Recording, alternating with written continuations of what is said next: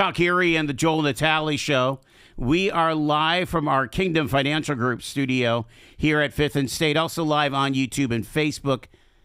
Here in the middle of Erie's Renaissance, we have the crucial conversations that Erie needs, and once a month, the Erie City Mayor, Daria Devlin, joins us for a chat over the pressing issues of the day. Welcome, Mayor. Appreciate it. Thank you, Joel. Glad to be here. You're feeling. You know what we haven't seen? We haven't seen the big white things that come off the peninsula yet. You know, I always felt like. I couldn't breathe when the white things start floating around. Yeah, we haven't seen those yet, but yeah, I'm a little hoarse, but that's okay. Regular allergy stuff, you know. It'll work. Yeah.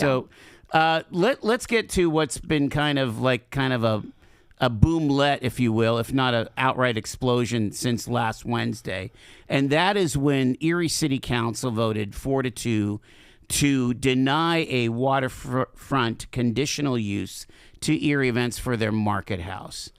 And I got to admit, I didn't totally understand the size of this project or even where the heck it was. So if you remember, one of the biggest announcements ever to hit Erie since I've been covering stuff was when the governor came last October. We met in the grass on the west side of the ramp, and everybody that was anybody was there. That is not where the market house is going. Correct. The market house is in a muddy gravel parking lot immediately south of the Bayfront connector. Correct. I think just the place of it is a huge deal.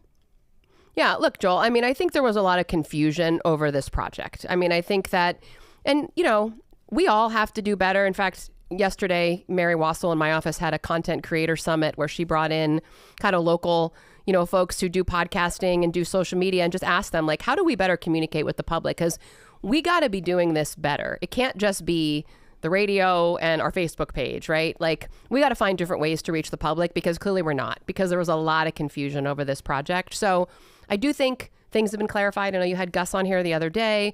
So look, that vote came as a surprise to many of us. I honestly think it surprised council themselves, how it kind of went. Many of us were fairly sure that, Councilor Horton was going to vote no because he was very clear and very honest from the beginning about his concerns. But then the other no votes started rolling in, and all of a sudden it was like, this might not go. So it kind of a groupthink wave happened. That's my opinion. It did start to snowball. But look, I want to say this. Our community is facing a lot of challenges right now, and council has to hear them and be faced with them. And I sit in that room with council, and you hear the woman coming on talking about her house being overrun with mice, and you hear people talking about their living conditions and their wages. It's hard for council not to hold that while they're also making other decisions. It's just, they're humans. It's impossible. And these are really difficult challenges. So I think that a lot of emotion gets into it. And I think council is trying to do the best they can to listen to the community while also, living up to their role. And yes, I mean, that vote was a surprise. I think it was made public today. A special meeting has been called for the 9th where I believe they're going to reconsider it. I think they've asked for some additional information from Erie Events. So we'll see. I mean, I'm hopeful that we'll be able to come to a resolution. Just so I'm clear, are you in support of the market house? I am in support of development on the Bayfront. I mean, I can't not be. In a couple minutes, we're going to talk about the city's budget. We got to have development on the Bayfront. Now, I'm going to say this. I also need development that's going to yield property taxes. So, Erie Events as a tax-exempt authority, I want to be clear, not a nonprofit. We use all these words interchangeably, and I think that helps create confusion too. Erie Events is a tax-exempt authority. They do not pay property taxes. However, I have spoken, and I hope he said the same to you. When I spoke with Gus Pine, he clarified for me that the tenants will pay property taxes. And so there's revenue being generated. And that's what I'm concerned about. And this is going to provide that. And so I'm in favor of the project, but I agree with council that the community needs to be heard and they need to feel a benefit from this.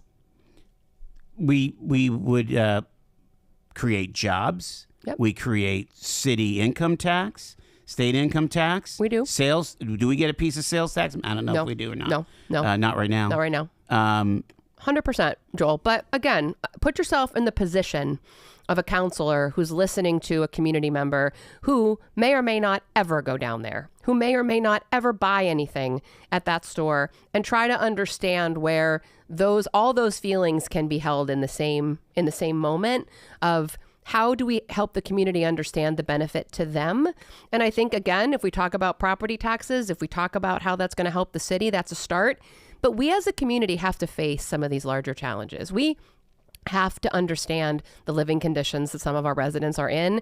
And whether we do it through this, I'm not saying this is the way, this is separate, but we can't ignore that. And we have to turn to it and act urgently, or else our community will continue to cry out and feel like they're not being heard. And we can't allow that. And I think that's where council is right now, trying to balance all those things. But I think if you run for this office, and again, this is my editorial comment, if you're running for office, you need to be able to drive down separate lanes. This lane here is about community development. And there's another lane that talks about quality of housing and quality of life. And of course, this is a contributor to quality of life. I'm thinking that that's what we're expecting from council. And here's the issue that I'm concerned about, and maybe you can address it, is that it seems to me that we have an kind of an anti-development culture that's growing for council. I don't agree with that. I believe council understands the need for development. But again, I'm going to say they do want to see community benefit. You know, Councilor Horton has talked a lot about community benefit agreements. And I understand that in this community, that's like a terrible word. If you say that, it sounds like you're anti-development. It doesn't have to. I tell people all the time, when I developed ECAT over in the former Wayne School, we did it with a new market tax credit that required a community benefit agreement. That was a 3-page document that made us record every year how many jobs were created, how many jobs were retained, what services we're providing for the community. It was very simple. It was not onerous. It did not make us spend more money, but it was part of the requirement for us to get the funds to do it. That's the kind of thing I think that Councilor Horton is talking about, that council is looking for. Maybe we haven't done a good job of explaining that and showing this is all we're really asking for, but I do think we need to have those conversations. It seems that every time we've asked for it, we asked it of Erie Insurance, they said no. We asked it of the Convention Center Authority with the hotels, they've said no. No one is biting. Well, but be careful, because the Convention Center Authority does have a project labor agreement on their projects, which is not a community benefit agreement, but does require that the jobs are local, does require that the labor is being done, with union labor, with local jobs at a certain wage. So they have agreed. And council and I talked about that. I think when we looked at the Scott project and Erie Events project, there's benefits for both. The Scotts pay full taxes, like 100%. And, whether you agree with that or you don't, they do. So there's that benefit. And the Erie Events has been really good about those project labor agreements. So there were good things. I just also think that we needed to have more conversation and not have the two parties feel like they were arguing separately. I think if we had come to the table and maybe facilitated a little more, I think there were some questions that Erie Events didn't answer that could have been answered, like who's going to go into the market house and what kind of rent are they going to pay? Of course, I understand they can't share that in the public domain, but we could go into executive session and have those conversations, and council could have gotten the answer. So I think we learned some lessons all around here, but this is not an anti-development council. And if you listen to them, they just want to have it done in a responsible way. Is there any fear or any chance that we're sending money back to Harrisburg? I don't believe so. I mean, the governor's coming tomorrow, on another project, and there's been some talk about that this week. What is he going to say? What's going to be said to him? I don't believe we're in that position. I have been working very closely with council and and Gus and Erie Events. I think that we're close to a resolution. I think council needs a little more information, but I feel very hopeful that no money will go back and that this project will be able to move forward again in a responsible way. Let's go to the break. There you go. There's Mayor Devlin on record as far as where she is with the market house. We'll take our break and come right back.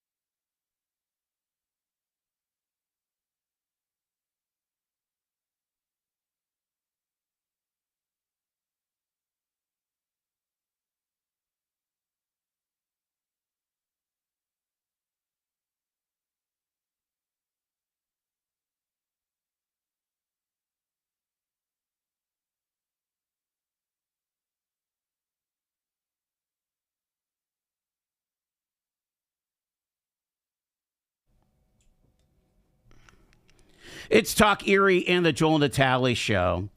Mayor Devlin is with us here in studio. Super fun, happy times with PFM. Happy times. I think you could create a what do you call it? A sitcom. Super fun, happy times. The City of Erie Financial Outlook was a report that was released by the consultant, and the PFM. It doesn't even say what their name Public is. Financial Management. Thank you. And so they've been working on city's finances now for quite a while. Back in 2019, they came up with a strategic management planning program, the early intervention program, and they talked about a three-headed dragon back then: pension, debt, and structural deficits. Pension plans, we would need to talk about that. Debt service is and structural deficit, which still exists here. All right, so let's see. What was the prevailing outcome of this report that was kind of the shocker of it all? So they were here in 2019 under the EIP, that was the early intervention program. They said the three-headed dragon, what you just noted, and they gave some recommendations for some remedies.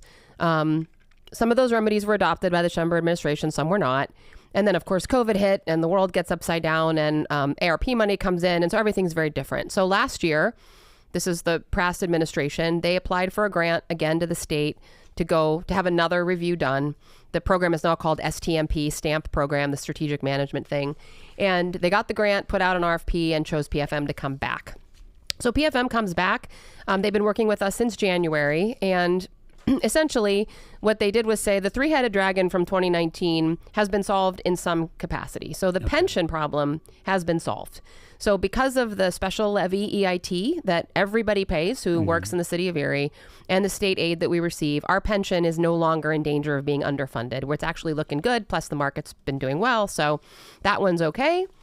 But the other two heads of the dragon exist. And in fact, we've added another one. So we still have a structural deficit problem, which PFM will tell you most municipalities have because of the way Pennsylvania does municipal finance. Right. But we also have a debt problem.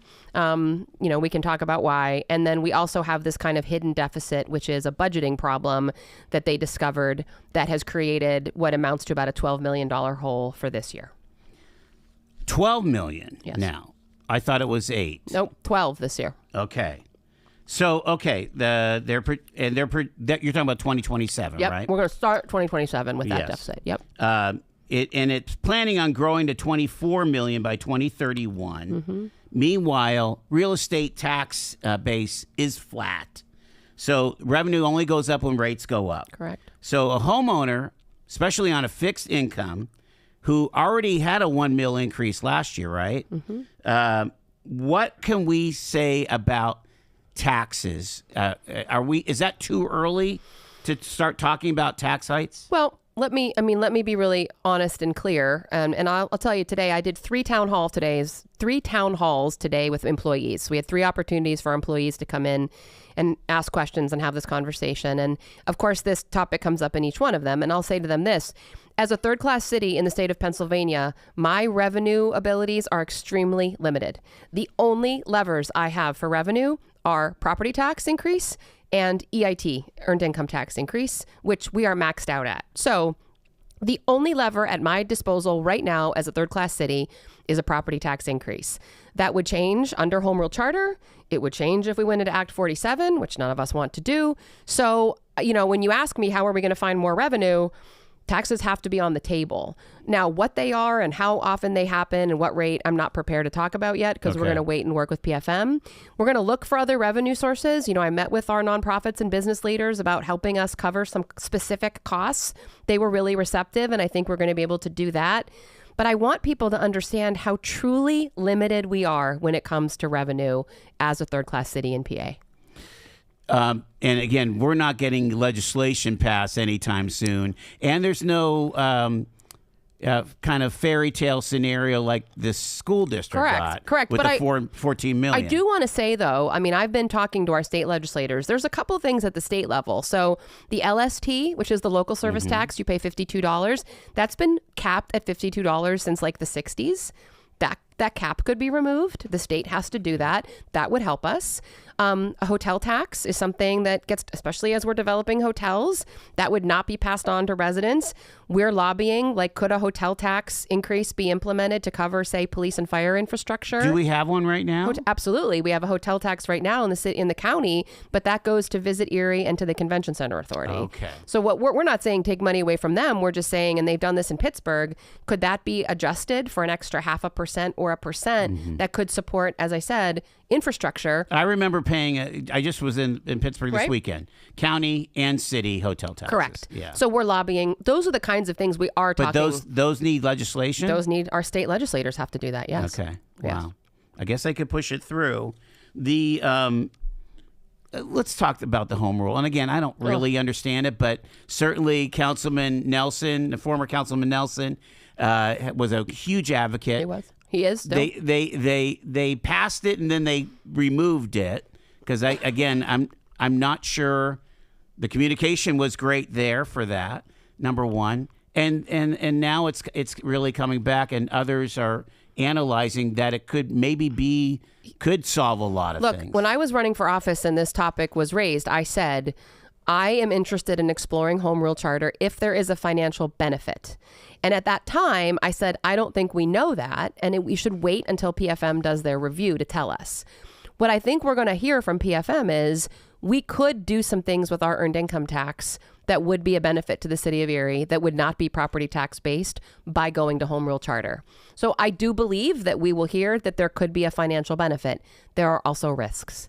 We are concerned about its impact on our pension plans, and that's something we have to review. And I will tell you that our mainly police and fire are very concerned about that, and that's something we really have to explore.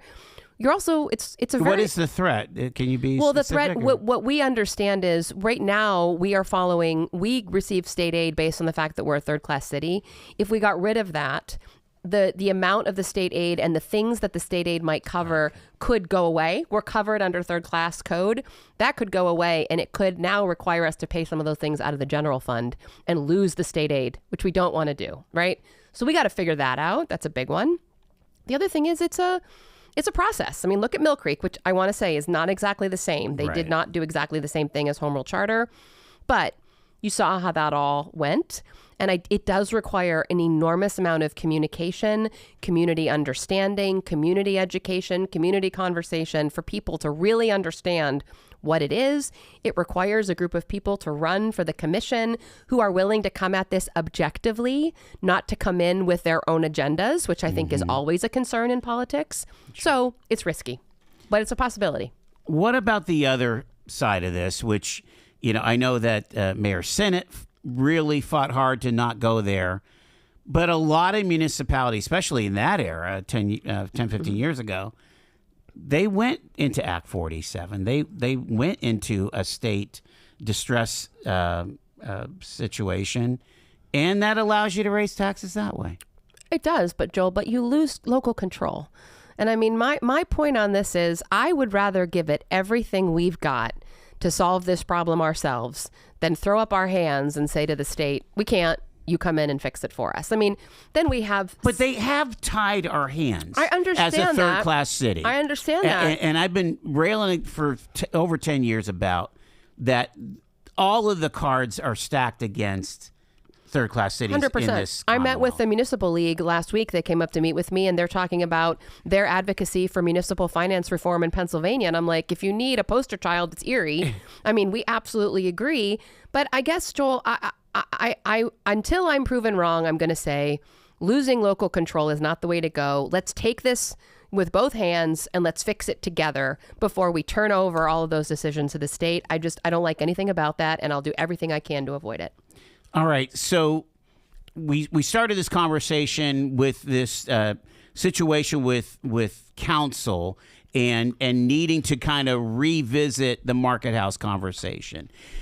Is council up for the task with this kind of really down and dirty moving of mountains to get to the promised land? I'm using all my metaphors here. Look, you were at the press conference when I announced this, and you saw council stand behind me. True. They understand the problem.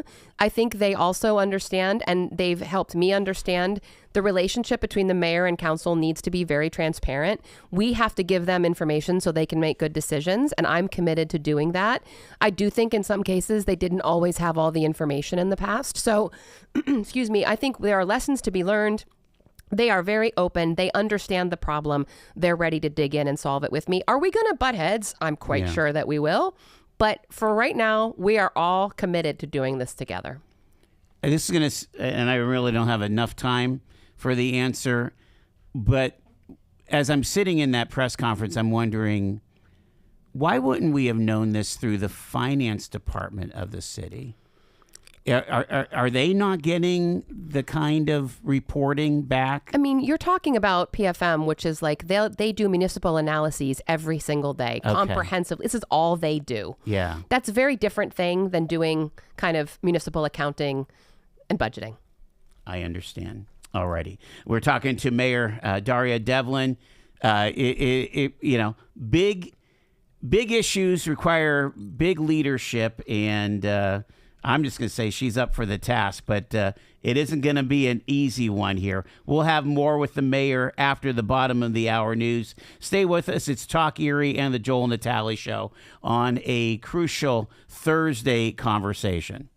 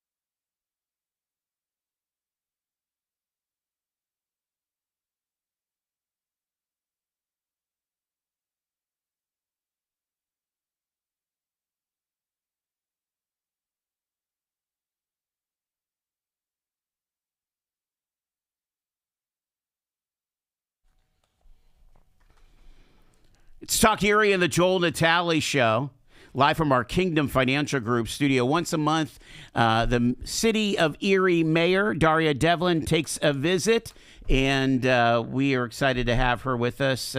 Mayor Devlin, let's get back to the city's financial outlook. Now, this report from PFM said that the budget is balanced on paper. It's running a $8 million deficit because pension restricted dollars were budgeted against non-pension costs.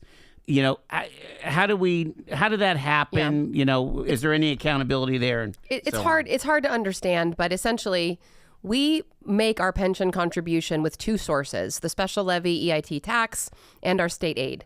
And those two sources together usually equal the amount that we owe. It's called our MMO, our minimum municipal obligation. Usually those two things balance out, the in and the out. In the past 2 years, what's happened is we've actually collected more. We collected $31 million last year, and we only owed $25. So when they did the budget, the in and the out should be the same, but they had the in and the out separately.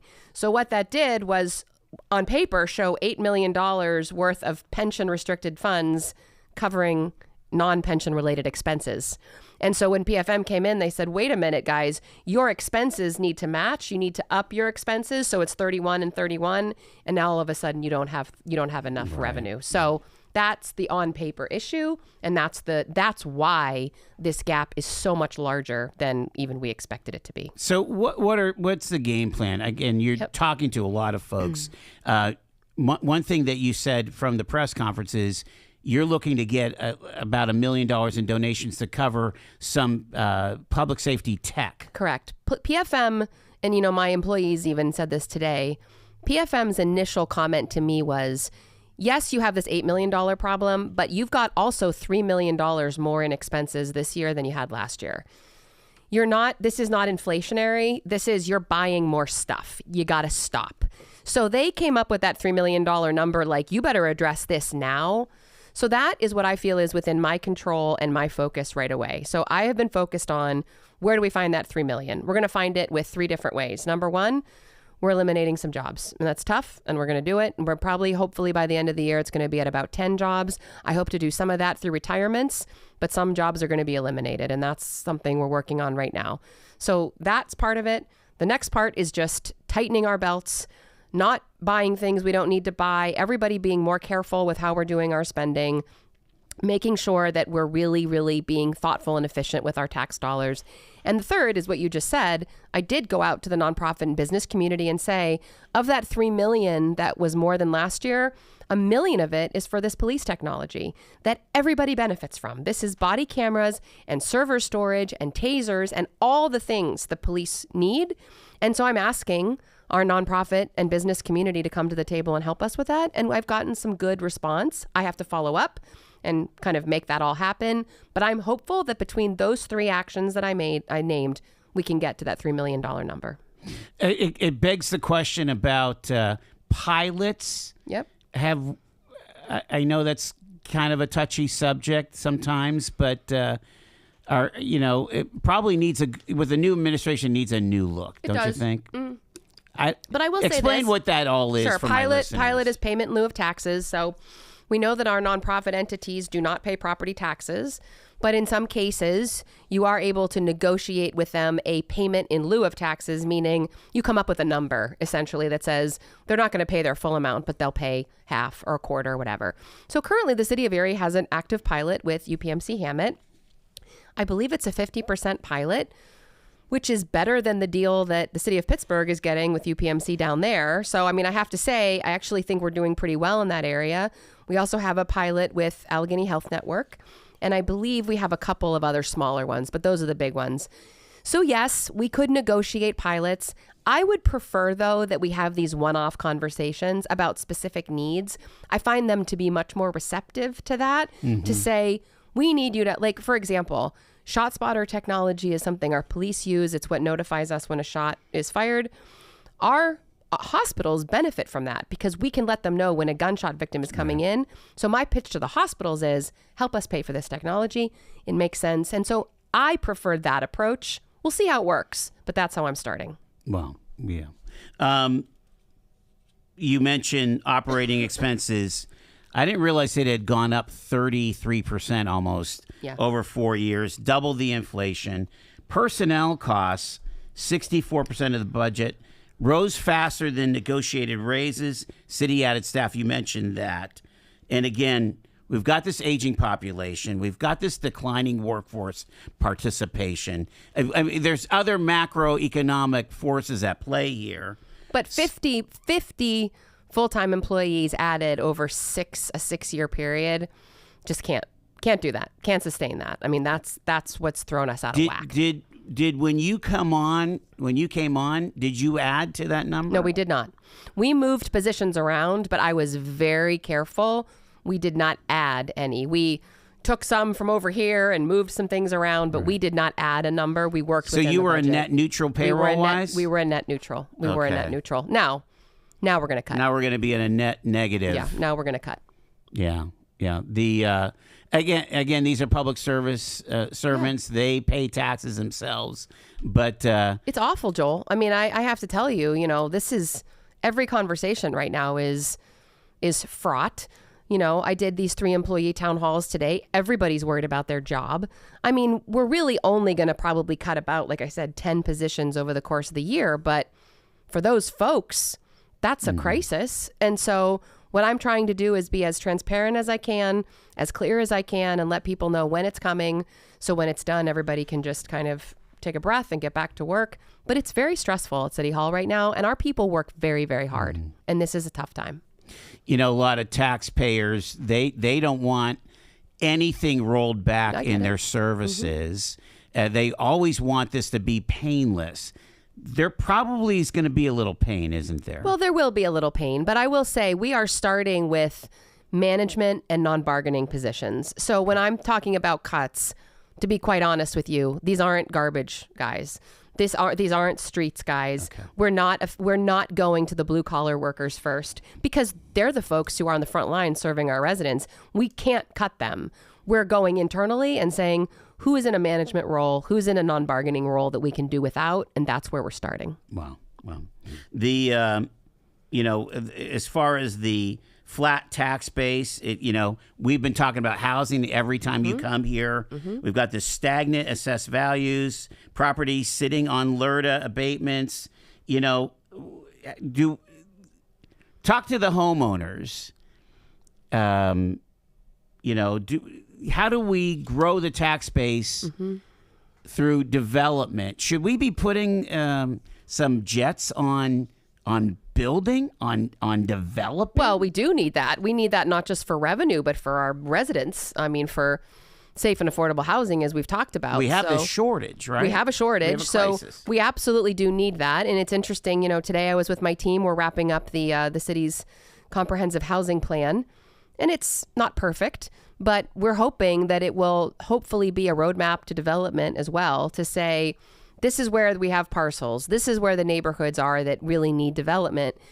So I'm hoping that we're going to see that development. And let me be clear. I mean, when I met with our nonprofit and business leaders, my short-term conversation with them is, I need cash. My long-term conversation is, how do we do this together? What kind of creative housing opportunities are there for teachers?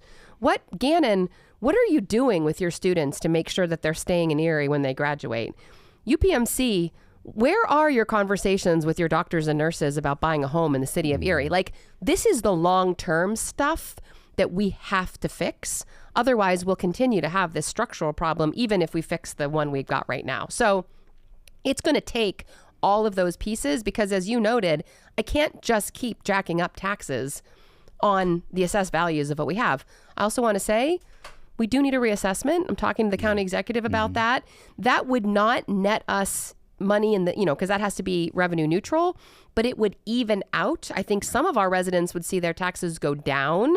So I think that that's another thing we need to consider, at least from an equity perspective, just to get us to a correct baseline so that we can increase from there. So that's another thing we really need to be thinking about. It's a multifaceted issue. We have to be looking at all of those pieces. We're playing 4D chess here. I think you mentioned at the last council meeting that you met with the landlords. We did. I went to the apartment association last week. How did that go? It actually went very well. They're concerned and they don't want to be targeted, and I understood that. we are talking about significant changes to our rental registration program. And so we talked to them about those. And I had a guy come up to me at the end and he said, look, I don't agree with everything you say, but I appreciate the way you're doing it. And, you know, we don't support it, but we're not going to kind of complain about it. So I thought it was a really good meeting. I appreciated they came to the table. They want to be partners with us in this. And most of our landlords are good landlords. Right. They also agree. We have to make sure the ones that aren't are being held accountable. So yeah, it was a really, really strong meeting. I think we had about 80 or 100 landlords in the room. In the context of the financial crisis, though, does changing the model make sense right now, or should we stay with BIU? But you know what? I keep saying, first of all, BIU we were running that at a loss. So from a financial perspective, it still makes sense. And I said this to my team, we still have to do the things we came here to do. They're going to be done differently, right? Like, for example, I really wanted to hire a youth program coordinator. That was a priority of mine. I have the money in the budget. I can't do it right now. I can't add a position. That's just doesn't make sense. So we're not going to be able to do everything the way we wanted, but we can't just stop moving the city forward. And this rental issue, I think, still needs to be done.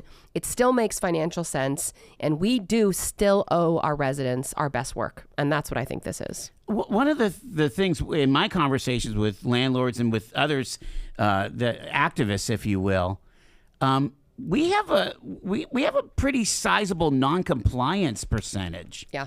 Which, you know, that's not on BIU's fault or not on the city's. Well, it's kind of on the city's fault. It is on the city. Although I will say that the lack of communication between BIU and the city creates an enforcement problem. We can't enforce when we don't know where the problems are. So I will say that. But I give all the credit to city council. The ordinances on the books are good, strong ordinances.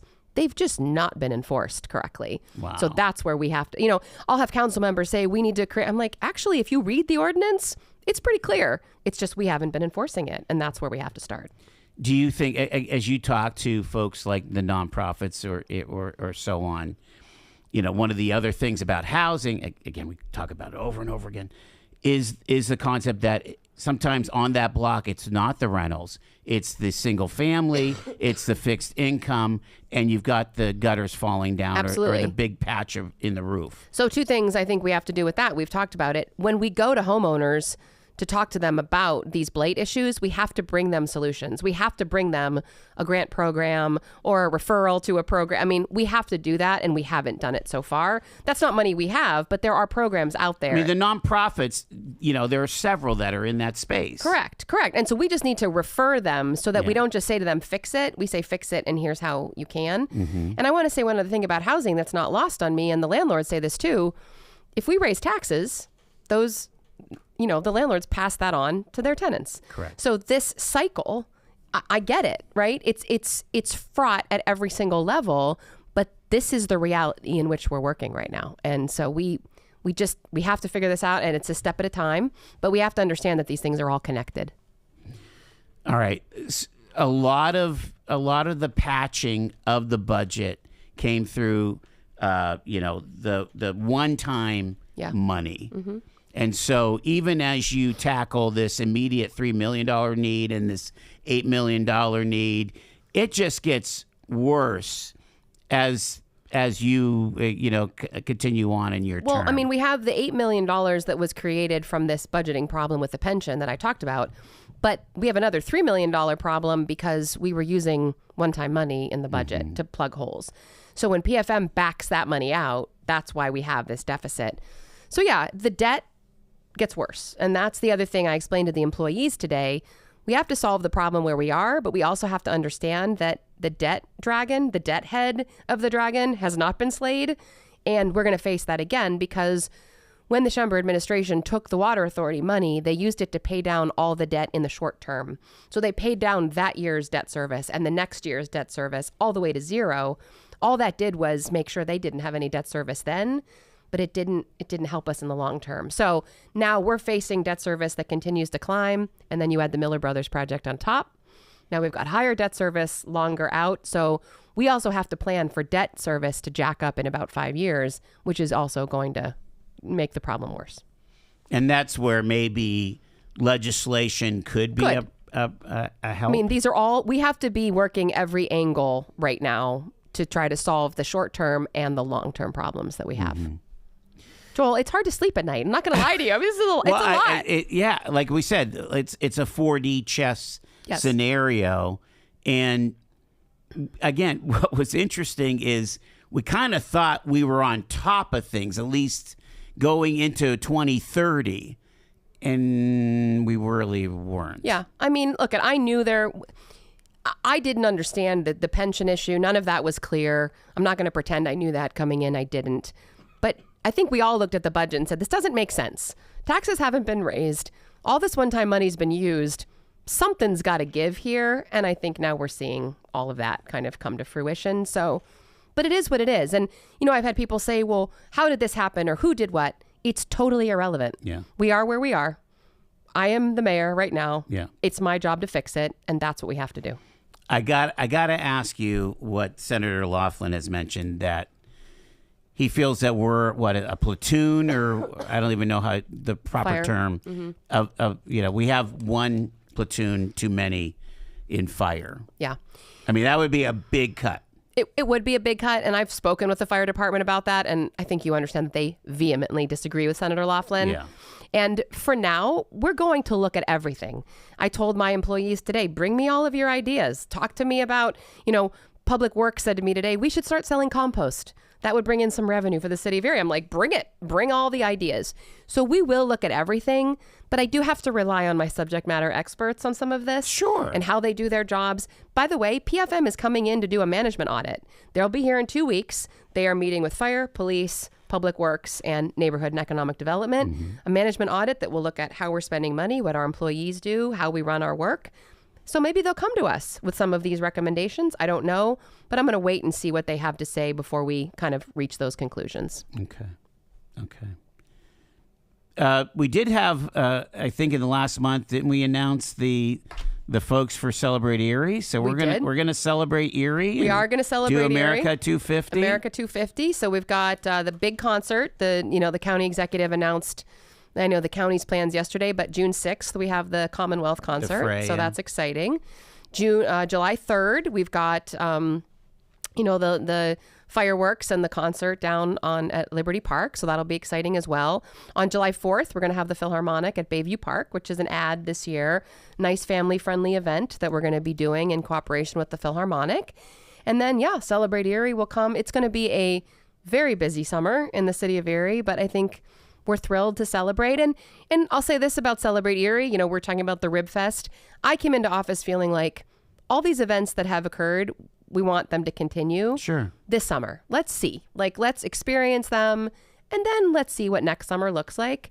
I'll tell you that I've talked to some folks already about next summer, and, the Bayfront Parkway will be done and a lot of these projects will be done. So we're already looking ahead to what would 2027 look like. And I'm getting excited about that too. But this is going to be a great summer in Erie. And I'm really looking forward to being the mayor and experiencing all of this in a different way. What are you hearing about the Niagara? I guess I need to call the we hear museum it's coming folks. back. I mean, by all accounts, I've been told over and over again. So that's what we're counting on. I think July 2nd.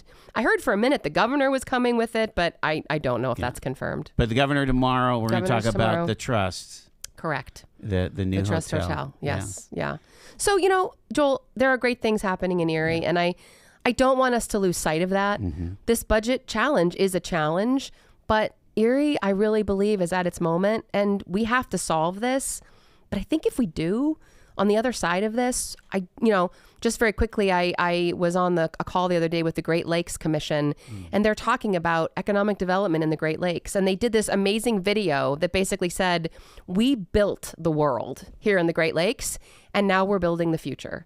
And I mean, it's everything that we're talking about in Erie, and these conversations are happening in all the Great Lakes cities. This is our moment. So let's fix the budget, and then let's move forward with all the ways that I think we can. And I think Erie is going to be a better place for it. I really believe that in my heart. All righty. Get good sleep hygiene. We've been learning about sleep maxing. Sleep maxing. Yes, I'll try. Thank you. Mayor Daria Devlin. Appreciate it very, very much. It is 6 minutes in front of 5.